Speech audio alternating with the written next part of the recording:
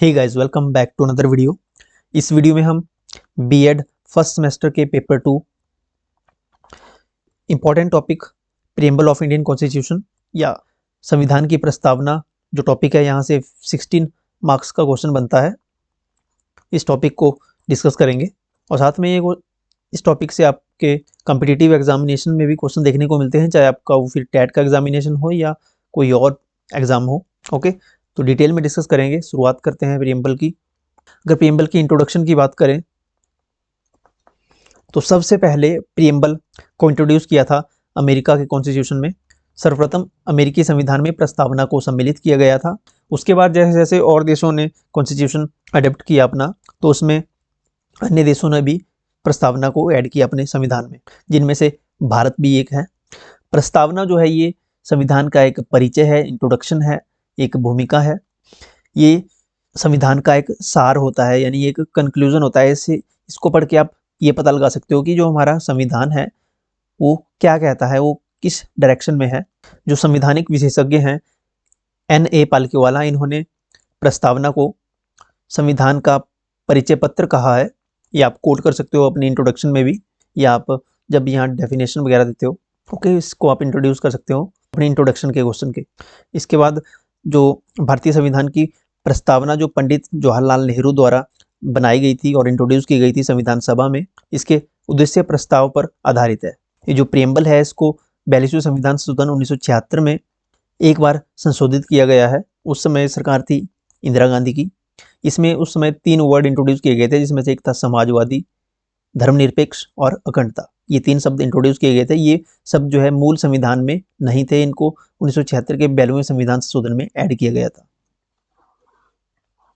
अब ये संविधान के प्रस्तावना की विषय वस्तु है, ये एज इट इज ही आपको याद करना होता है। ओके, जो मूल प्रस्तावना दी गई है हमारे संविधान में, तो ये है कि हम भारत के लोग भारत को संपूर्ण प्रभुत्व संपन्न समाजवादी धर्मनिरपेक्ष लोकतांत्रिक राज्य बनाने के लिए और इसके समस्त नागरिकों को सामाजिक, आर्थिक, राजनीतिक, न्याय, विचार, अभिव्यक्ति, धर्म, विश्वास व उपासना की स्वतंत्रता, प्रतिष्ठा और अवसर की समानता, अवसर की समता प्राप्त कराने के लिए व्यक्ति की गरिमा और राष्ट्र की एकता, अखंडता सुनिश्चित करने वाला बंधुत्व बढ़ाने के लिए दृढ़ संकल्पित होकर अपनी इस संविधान सभा में आज दिनांक 26 नवंबर 1950 को एदत द्वारा संविधान को अंगीकृत, अधिनियमित और आत्मार्पित करते हैं। ये आपको एज इट इज ही लिखना पड़ेगा। इसके बाद आप डिस्क्राइब करेंगे जो इंपॉर्टेंट वर्ड्स हैं प्रीएम्बल के, जो प्रस्तावना के मुख्य शब्द हैं, इसको आप डिस्क्राइब करेंगे। इनमें से इंपॉर्टेंट शब्द जो हैं ये हैं, तो संप्रभुता है, समाजवादी सोशलिस्ट है, धर्मनिरपेक्ष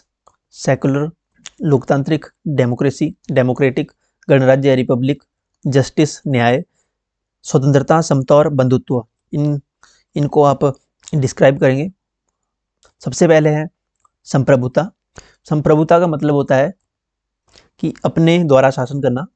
संप्रभुता शब्द का आशय है भारत न तो किसी अन्य देश पर निर्भर है और ना ही किसी अन्य देश का डोमिनियन है, यानी कि ये भारत अपने इंटरनल और एक्सटर्नल, आंतरिक और बाहरी फैसले स्वतंत्र रूप से खुद लेगा। अब जैसे 1947 से पहले भारत पर अंग्रेजों का शासन था, तो भारत को कंट्रोल करता था ब्रिटिश क्राउन, जो ब्रिटेन की रानी, ब्रिटेन से कंट्रोल होता था। तो उस समय बाहरी जो है कंट्रोल था, लेकिन अब क्योंकि भारत का अपना संविधान है, अब भारत अपने डिसीजन खुद लेगा। सेकंड वर्ड है समाजवादी सोशलिस्ट। ये वर्ड जो है ये मूल जो प्रस्तावना थी, मूल प्रीएम्बल जो था मेन, उसमें नहीं था। इसे 42वें संविधान संशोधन 1976 में ऐड किया गया था। हालांकि भारत के संविधान में नीति निर्देशक तत्व जो है DPSP हैं, आपको टॉपिक है एक, इन सिद्धांतों में समाजवादी लक्षण जो है मौजूद थे, लेकिन ये पर्टिकुलरली ये वर्ड जो है इंट्रोड्यूस किया था 42वें संविधान संशोधन 1976 में। इसको आप कोट कर लेंगे उधर। अब ध्यान देने योग्य बात यह है कि भारतीय समाजवाद जो है ये एक लोकतांत्रिक समाजवाद है, न कि साम्यवादी समाजवाद, जिसे राज्याश्रित समाजवाद भी कहते हैं। लोकतांत्रिक समाजवाद का उद्देश्य क्या है? लोकतांत्रिक समाजवाद का उद्देश्य है गरीबी, उपेक्षा, बीमारी, अवसर की असमानता को समाप्त करना। भारतीय समाजवाद जो है ये मार्क्सवाद और गांधीवाद का मिला जुला रूप है, लेकिन ये गांधीवादी समाजवाद की ओर ज्यादा इसका झुकाव है। इसके बाद है थर्ड सेकुलर, धर्मनिरपेक्ष। धर्मनिरपेक्ष जो सेकुलर वर्ड ये भी 1976 में 42वें संविधान संशोधन के अंतर्गत ऐड किया गया था प्रियम्बल में। यद्यपि धर्मनिरपेक्ष शब्द जो है, ये धर्मनिरपेक्ष राज्य शब्द का स्पष्ट रूप से संविधान में उल्लेख नहीं किया गया था। ये भारतीय संविधान में धर्मनिरपेक्षता की सभी अवधारणाएं जो है विद्यमान है, अर्थात हमारे संविधान में सभी धर्म समान हैं, सभी धर्म को इक्वली ट्रीट किया जाता है और उन्हें सरकार का समान समर्थन प्राप्त होता है। नेक्स्ट टर्म है लोकतांत्रिक यानी डेमोक्रेटिक। भारतीय संविधान की प्रस्तावना में लोकतांत्रिक राज्य व्यवस्था की परिकल्पना की गई है। अब लोकतंत्र दो प्रकार का होता है, एक प्रत्यक्ष और एक अप्रत्यक्ष। प्रत्यक्ष लोकतंत्र जिसमें जो है लोग अपनी शक्ति का इस्तेमाल प्रत्यक्ष रूप से करते हैं, जैसे स्विट्जरलैंड में होता है। ओके, बस यहाँ तक काफी है। और दूसरे टाइप का जो है अप्रत्यक्ष लोकतंत्र में क्या होता है, इसमें लोगों द्वारा चुने गए प्रतिनिधि सर्वोच्च शक्ति का इस्तेमाल करते हैं और सरकार चलाते हैं, जैसा कि भारत में होता है। भारत में अप्रत्यक्ष लोकतंत्र है। इस प्रकार के लोकतंत्र को प्रतिनिधि लोकतंत्र भी कहा जाता है। यह दो प्रकार का होता है, एक तो संसदीय और दूसरा राष्ट्रपति के अधीन। भारतीय संविधान में प्रतिनिधि संसदीय लोकतंत्र की व्यवस्था है। ओके, नेक्स्ट टर्म है गणतंत्र यानी रिपब्लिक।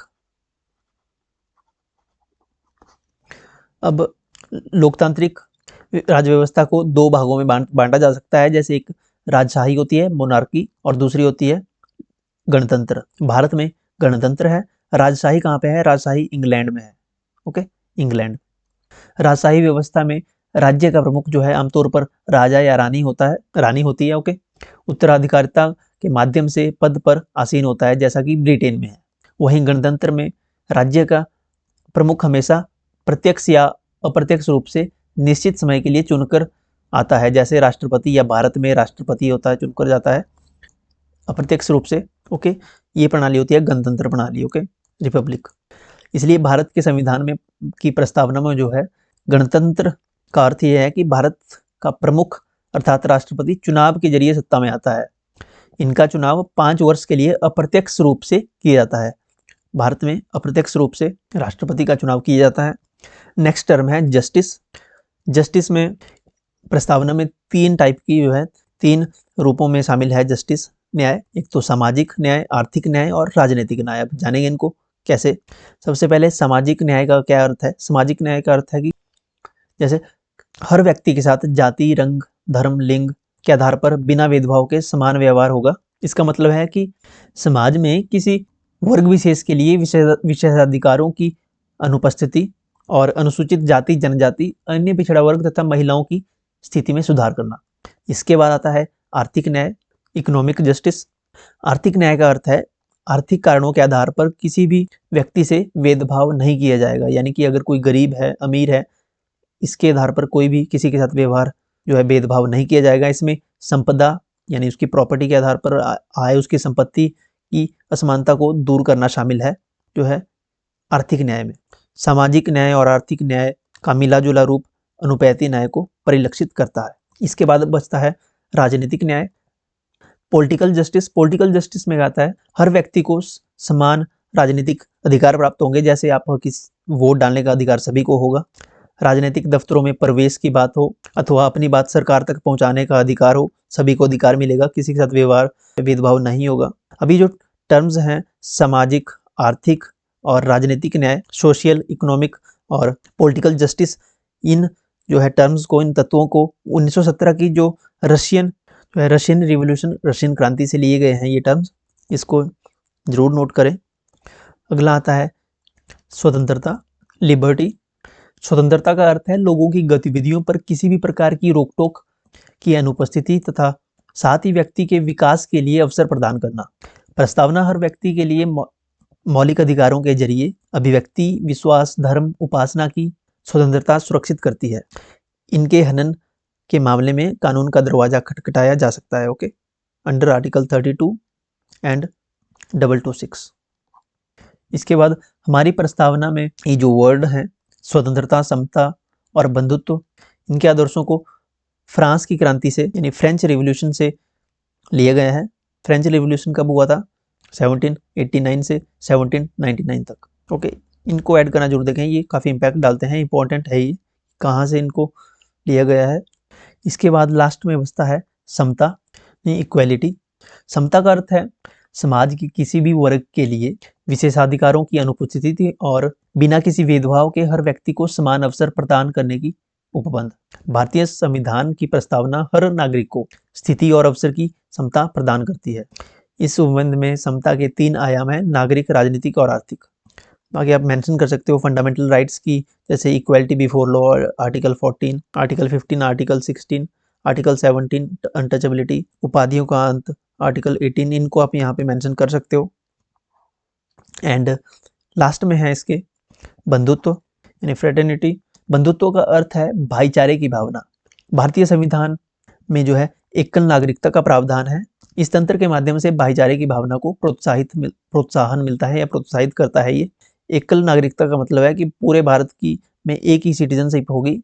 अब जैसे यूएसए है, यूएसए में जो यूएसए के स्टेट्स हैं, जैसे 50 स्टेट्स हैं, तो उनके अलग स्टेट की अलग सिटीजनशिप है और यूएसए की, पूरे यूएसए की एक अलग सिटीजनशिप है। ओके, वहाँ आपको एक स्टेट से दूसरे स्टेट जाना होता है तो आपको उस स्टेट की सिटीजनशिप लेनी होती है, लेकिन भारत में ऐसा नहीं है। पूरे भारत की एक ही नागरिकता है, एक ही पहचान है। ओके, तो इससे जो है भाईचारे की भावना बढ़ती है। मौलिक कर्तव्य हैं। मौलिक कर्तव्य भी कहते हैं कि हर भारतीय नागरिक का कर्तव्य होगा कि वो धार्मिक, भाषाई, क्षेत्रीय अथवा वर्ग विविधताओं से ऊपर उठकर जो है आपसी भाईचारे की भावना को प्रोत्साहित करेगा। तो इस प्रकार से आप इस अपने प्रीएम्बल के क्वेश्चन को 16 मार्क्स में जैसा आपसे पूछा जाए उसी दिशा में आप अपना आंसर करिए। और अगर आपको इसकी पीडीएफ चाहिए तो पीडीएफ अवेल करने के लिए आपको टेलीग्राम ज्वाइन करना होगा, वहाँ आप इस पीडीएफ को डाउनलोड कर पाएंगे। टेलीग्राम ज्वाइन करने के लिए आपको स्टडी विद वर्मा नाम से आप टेलीग्राम पे सर्च भी कर सकते हो, या आपको डायरेक्ट लिंक भी आपको डिस्क्रिप्शन में मिल जाएगा, वहाँ से आप इस पीडीएफ को डाउनलोड कर सकते हो। अगर आपको और टॉपिक्स पे वीडियो चाहिए, जैसे फंडामेंटल राइट्स, डीपीएसपी या साइकोलॉजी के टॉपिक्स पे आपको वीडियोस चाहिए, तो आप कमेंट सेक्शन में भी बता सकते हो, हम और टॉपिक पे भी वीडियो बना लेंगे। अपना फीडबैक जरूर दें कमेंट सेक्शन में। वीडियो को लाइक जरूर करें और अपने दोस्तों के साथ शेयर कर सकते हो। Thank you so much and God bless you all.